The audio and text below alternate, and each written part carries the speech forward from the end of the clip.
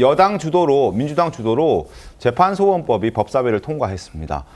국민의힘에서는 민주당이 결국 이 사건을 무죄로 만들기 위한 목적이다라고 얘기하고 있습니다. 어떤 사건을 무죄로 만들기 위한 걸까요? 영상 한번 보겠습니다. 다수 의견에 따라 다음과 같이 판결합니다. 원심 판결을 파기하고 사건을 서울 고등법원에 완송한다. 글쎄, 제가 생각했던 것과 전혀 다른 방향의 판결인데 정치는 결국 국민이 하는 것입니다. 국민의 뜻을 따라야 되겠죠. 뭘 하라고요? 조이대 탄핵시켜주세요. 당에서 잘 알아나겠죠. 자, 공직선거법. 조희대 대법원장의 대법원이 지금 유죄 취지로 고등법원에 파기환송한 이거를 무죄로 만들기 위해서 지금 재판소원법을 법사위에서 더불어민주당이 주도로 통과시켰다라고 지금 목소리를 국민의힘에서 내고 있습니다. 정상훈 선생님 어떻게 보십니까?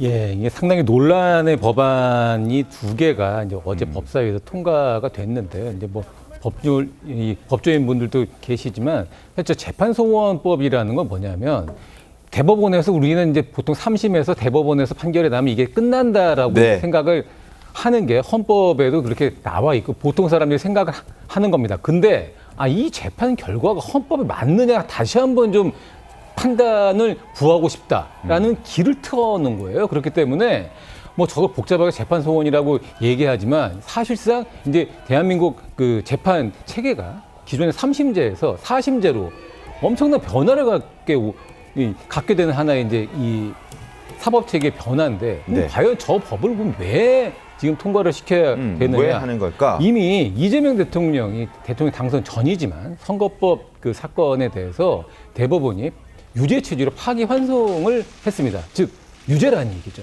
그렇기 때문에 지금 큰 사정의 변화가 없으면 대통령이 임기가 끝나게 되면 저 선거법의 어떤 그 재판 결과에 따라서 응당한 대가를 치러야 되는 게 예정이 돼 있는 겁니다. 그런데 지금처럼 재판소원법이 통과가 돼서 법이 만들어지게 되면 이 사건 헌법재판소에 다시 한번 판단을 구할 수 있는 길이 열리는 거고요. 이미 헌법재판소는 정치적인 구성상 이 대통령에게 유리한 쪽으로 구성이 좀 바뀌어 있습니다. 그렇기 네. 때문에 대법원의 판결 결과가 바뀔 수 있는 여지가 생기거든요. 그렇기 때문에 재판소원법이 다른 목적이 아니고 이재명 대통령을 위한 위인설관 같은 이런 네. 법이라는 지금 비판이 나오고 있는 겁니다. 그렇군요.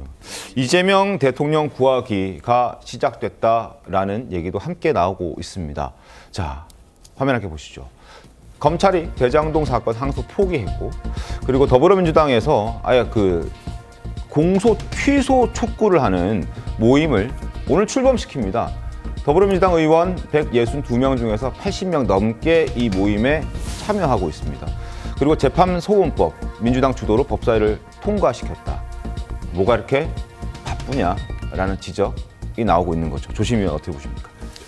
우선 이재명 대통령 공소 취소를 위한 우리 그 민주당 의원들의 모임이라는 거는 기본적으로 지난 윤석열 정부 하에 정말 검찰이 이재명 당시 대표를 죽이기 위한 아주 이거는 그 정치적인 기소였다.